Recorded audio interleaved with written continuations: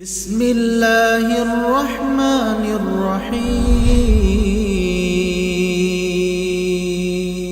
الحمدللہ رب العالمین والعاقبۃ للمتقین والصلاة والسلام علی سید الانبیاء والمرسلین وعلی آلہ واصحابہ ومن تبعہم بإحسان الی یوم الدین، اما بعد۔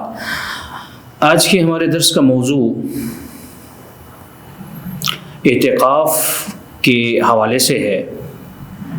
جناب عبداللہ ابن عمر رضی اللہ عنہما کی حدیث ہے، وہ فرماتے ہیں کہ رسول اللہ صلی اللہ علیہ وسلم رمضان کے آخری عشرے میں اعتکاف بیٹھتے تھے۔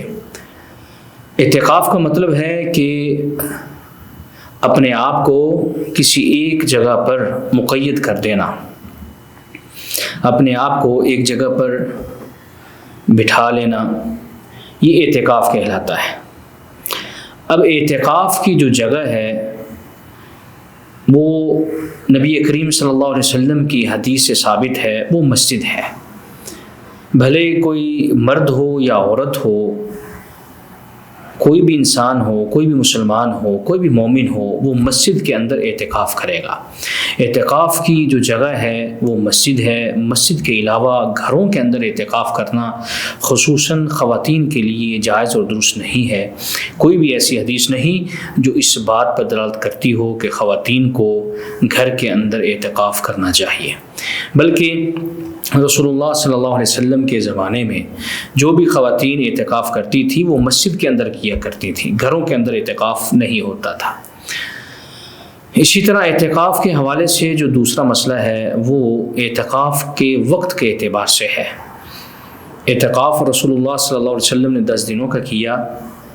اگر آپ 10 دنوں کا اعتکاف کرتے ہیں رمضان کے آخری عشرے کے اندر، تو پھر آپ کو 20ویں رمضان جب گزر جائے، اس کا سورج غروب ہونے سے پہلے آپ کو مسجد کی طرف جانا ہے، مسجد میں جا کر آپ نے اعتکاف کرنا ہے۔ یعنی 20واں روزہ جب آپ رکھیں، 20ویں دن کا سورج غروب ہونے سے پہلے، یعنی اگلے دن کی جو رات ہے، 21ویں روزے کی جو رات ہے، اس رات کے آنے سے پہلے، سورج غروب ہونے سے پہلے آپ کو مسجد کے اندر جانا ہے۔ یہ وقت رسول اللہ صلی اللہ علیہ وسلم کی حدیث سے ثابت ہے۔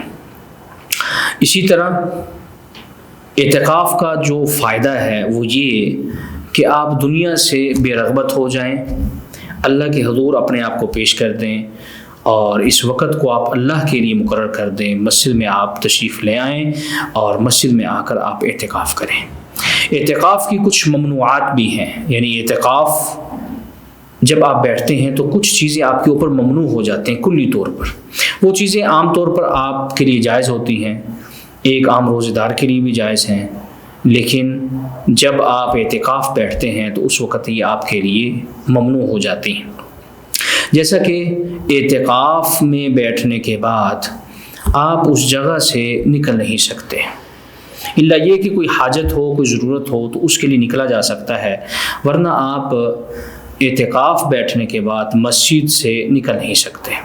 اور ان حاجات یا مجبوریوں میں ایک مجبوری یہ ہو سکتی ہے کہ مسجد کے ساتھ متصل حمام نہیں ہے، آپ کو حمام جانا ہے، آپ کو غسل کے لیے جانا ہے، تو مسجد سے نکل کر وہ حمام موجود ہے تو آپ اس حمام میں جا سکتے ہیں۔ ایسے ہی کھانے کا معاملہ ہے کہ مسجد میں آپ موجود ہیں لیکن کھانا دینے کے لیے آپ کو کوئی نہیں، گھر میں کوئی ایسا آدمی یا فرد نہیں ہے جو آپ تک کھانا پہنچا سکتا ہے، تو آپ کھانا بھی لا سکتے ہیں بامر مجبوری، بشرطے کہ وہ گھر مسجد کے ساتھ ہو، زیادہ دور نہ ہو۔ تو یہ کچھ مجبوریاں ہیں یا کچھ حاجات ہیں جن کی وجہ سے آپ مسجد سے نکل سکتے ہیں اعتکاف کی حالت میں۔ اور اسی طرح جو چیزیں اطاعت کے ساتھ تعلق رکھتی ہیں، جیسے کسی مریض کی عیادت کرنی ہے یا کسی جنازے کے اندر آپ نے شرکت کرنی ہے، تو ان اطاعت پر عمل نہیں کیا جائے گا، کیونکہ آپ اعتکاف میں ہیں اور اعتکاف کی جو آپ نے عبادت شروع کر رکھی ہے اسی کو آپ پورا کریں گے۔ اسی طرح جو چیزیں اعتکاف کے حالت میں ممنوع ہیں، وہ اپنی بیوی کے ساتھ جماع کرنا یہ حرام ہے۔ جماع آپ نہیں کر سکتے، اور اسی طرح بوس و کنار کرنا یہ بھی درست اور جائز نہیں ہے۔ اعتکاف کا مقصد کیا ہونا چاہیے؟ مقصد یہ ہونا چاہیے کہ آپ نے یہ وقت اللہ کے لیے دیا ہے، 10 دنوں کو اللہ کے لیے مقرر کیا ہے، تو نماز فرض کے ساتھ ساتھ نوافل کا بھرپور اہتمام کریں، ذکر و اذکار کریں، اللہ کی حمد بیان کریں، اللہ کی تسبیح بیان کریں، اور قرآن مجید کی تلاوت کریں۔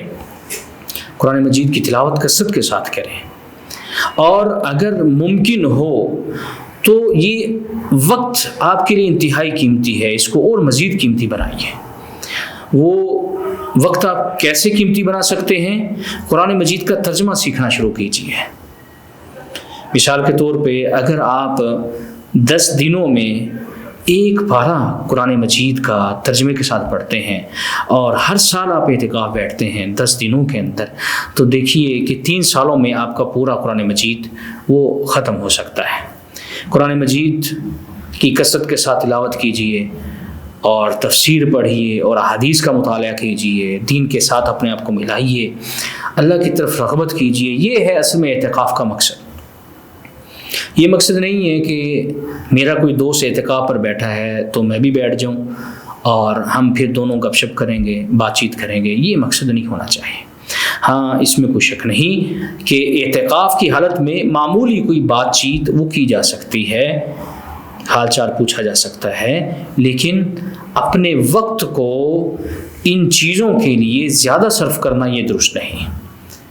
جیسے بعض حضرات اعتکاف پر بیٹھ کر اپنے کاروباری معاملات کو بھی ڈیل کرتے ہیں، یا اپنے جھگڑے وغیرہ بھی اسی میں بیٹھ کے حل کرتے ہیں، اس کے لیے وقت دیتے ہیں، یا خبروں کو سنتے ہیں، یا اپنا وقت سوشل میڈیا پر گزارتے ہیں اعتکاف کی حالت میں۔ یہ جائز اور درست نہیں۔ یہ وقت آپ نے اللہ کے لیے دیا ہے، اللہ کے لیے اس کو خالص رکھیں۔ اللہ تعالیٰ سے دعا ہے کہ وہ ہمیں صحیح معنوں میں مسلمان بننے کی توفیق عطا فرمائے۔ سبحان ربک رب العزت عما یصفون وسلام علی المرسلین والحمد للہ رب العالمین وجزاکم اللہ خیرا۔